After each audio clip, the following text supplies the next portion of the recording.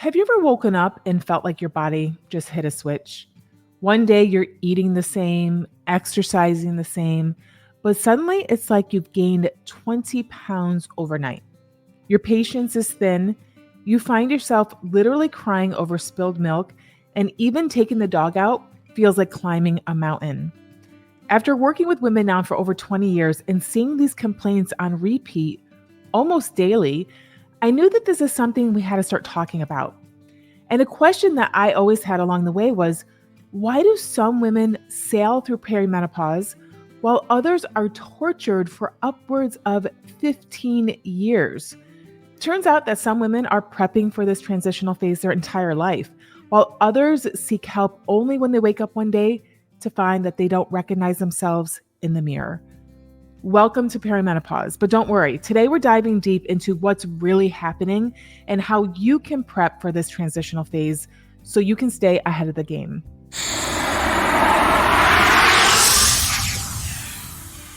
Welcome back to my channel. I'm Dr. Renee, and I'm a double board certified doc in both OB/GYN and functional medicine.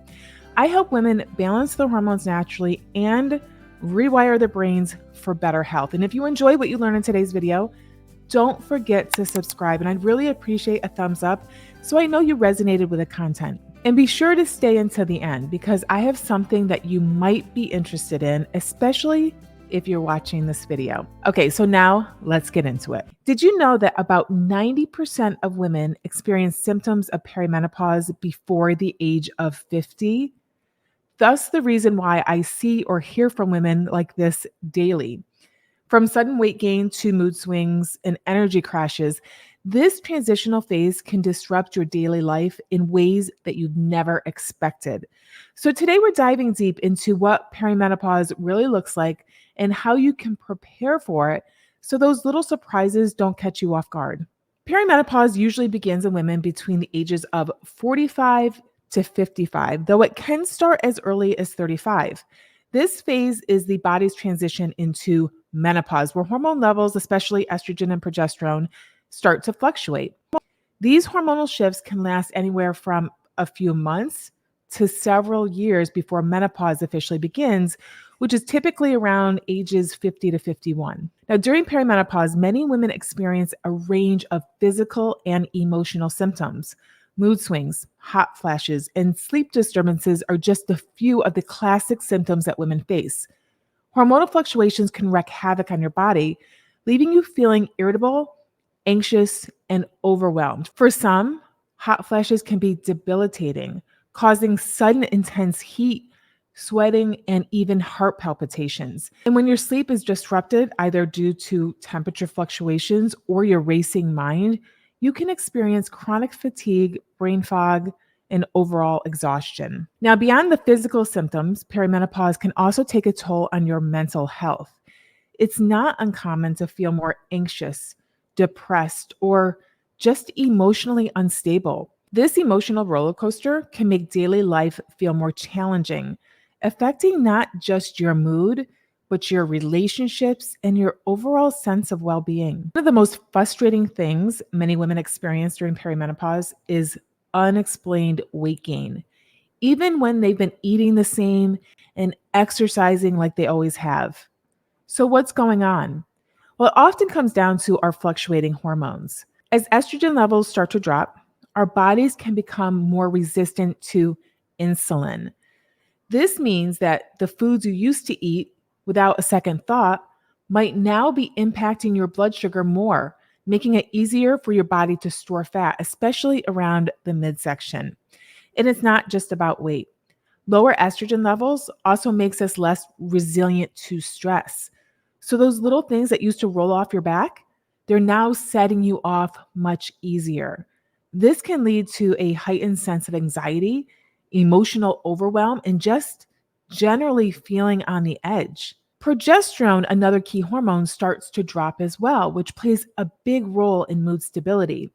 Lower progesterone levels can make us more irritable, angry, and impatient, creating emotional swings that are really hard to manage. So why are these changes happening? Well, during perimenopause, the body is adjusting to a new hormonal balance, and this shift impacts everything from our metabolism to how we handle stress. When estrogen and progesterone levels fluctuate, it disrupts how our bodies regulate insulin, sleep, mood, and even our ability to manage stress. This combination can result in number one, insulin resistance, which can lead to weight gain and blood sugar issues. Number two, increased sensitivity to stress, making us feel more emotionally reactive. Mood swings and irritability from lower progesterone, which can heighten feelings of anger and frustration. Now, these symptoms may feel overwhelming, but understanding why they're happening is the first step towards finding relief. And it's important to remember that you're not alone in this. So many women experience these challenges, and often we're ashamed with what's going on in our own bodies, so we don't speak up. However, by sharing our stories and educating more women on this topic, we create a supportive community where we can learn from each other's experiences so we can build the tools to not only survive, but thrive during this transition. Now, while perimenopause can feel overwhelming, there are plenty of practical strategies that can make a big difference. Lifestyle changes and tweaks to your daily routine can go a long way toward alleviating the more frustrating symptoms of perimenopause. And the sooner you start, the better this transition will be. Number one, let's talk about exercise. Your body responds differently to exercise during perimenopause. So those intense HIIT workouts that used to help you drop a few pounds might now be causing more harm than good. These kind of workouts may be adding on extra stress to your body. Believe me, this happened to me. When I started to gain weight, I thought, well, why don't I add on a few extra cardio sessions to burn off the fluff? It didn't work. Remember when we said earlier, the fluctuating hormone levels make it so we're not able to handle those extra stressors as well as we used to? So instead, consider incorporating more low impact activities like walking into your routine. Walking is a fantastic way to lower stress levels and support overall hormone balance. And listen, do not forget about strength training. As we age, we naturally lose lean muscle mass, which can impact both our weight and overall strength. By adding in strength training 3 to 4 times a week, you'll not only maintain strong muscles and bones, but also boost your metabolism, which will help you manage your weight. Plus, strength training helps support joint and bone health, which becomes increasingly important as estrogen levels drop. Now, in terms of diet, let's focus on whole, nutrient-dense foods. This is essential for managing perimenopausal symptoms. Our bodies become less tolerant of the crap that we used to eat on a whim 5 to 10 years ago. And not only that, you will probably do what I try to do. Cut your calories, i.e., starve yourself for a few days so you can lose the extra pounds that you seem to have packed on overnight. That used to work in the past, right? Well, not anymore. This will just add to the stress on your body and cause your body to retain the extra weight because it thinks you're dying. You're starving yourself, aren't you? Well, to the perimenopausal body, this means you need to switch into survival mode and hold on to as much fat as possible. So when you focus on a whole food, calorie sufficient diet, you not only nourish your body, but you also help support hormonal balance. So a few tips to keep in mind. Number one, fill your plate at every meal with a variety of fiber-rich veggies and lean proteins. Now, fruits and whole grains are also super important. They allow you to get a variety of antioxidants and fiber into your diet. But we might want to be more mindful of the carb sources with a higher glycemic index, since these may affect our blood sugars differently than they did a few years ago. Now, adding in high quality protein like eggs, lean meats, beans, legumes, they are crucial for maintaining muscle mass and curbing your cravings that can spike when stress hits. And protein helps stabilize your blood sugar, which can become more erratic during perimenopause. You're going to want to add in omega-3 rich foods like salmon, flax seeds, and walnuts. They're going to help reduce inflammation and support overall hormone production, making them vital during this transition. And let's not forget our healthy fats like avocados, olive oil, nuts.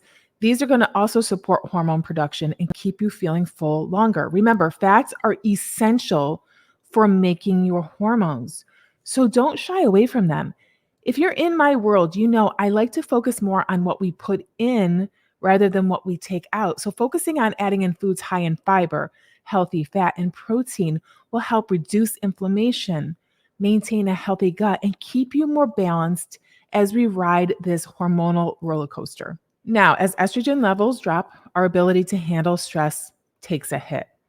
Practices like meditation, yoga, and deep breathing can all help lower cortisol levels and keep you feeling more grounded.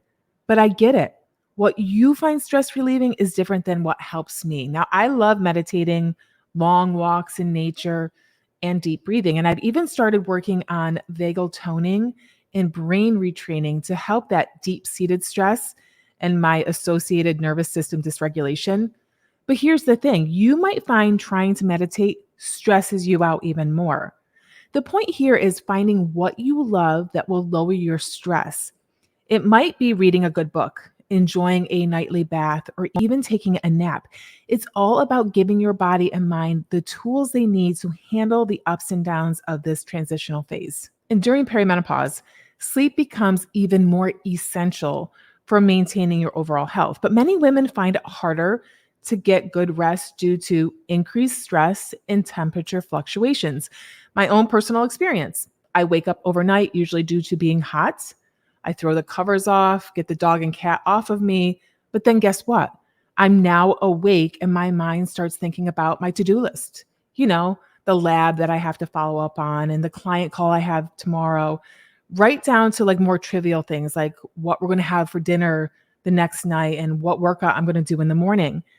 This causes me to toss and turn for like 1 to 2 hours and disrupts my sleep. Now, these sleep disturbances can lead to chronic fatigue, irritability, and even exacerbate other perimenopausal symptoms. So, what can you do to improve your sleep quality during this transition? Number one, you're going to want to keep your bedroom cool. Your body temperature can fluctuate due to these hormonal changes, leading to night sweats and discomfort. Keeping your bedroom cool around 65 degrees can make a huge difference. You might want to add a fan or a white noise machine, which will help if you live in a noisy area or have a partner that snores. You're also going to want to make your bedroom a sleep sanctuary. Keep your room dark or use an eye mask. This is going to help signal your body that it's time to sleep. This small step can make a significant impact on your sleep quality. And consider creating a bedtime routine. Having a consistent wind down routine helps signal to your body that it's time to rest. Consider taking an Epsom salt bath with maybe lavender essential oil, or reading a calming book, or even sipping on chamomile tea. These small rituals can help your body transition into sleep mode. Next, you're going to want to limit your blue light exposure. Blue light from devices can interfere with melatonin production, which is our sleep hormone. You're going to want to try to avoid screens at least 30 to 60 minutes before bed to give your body a chance to naturally wind down. While lifestyle changes are essential, certain supplements can provide added support during perimenopause. Now, the ones I'm going to talk about aren't your typical recommendations.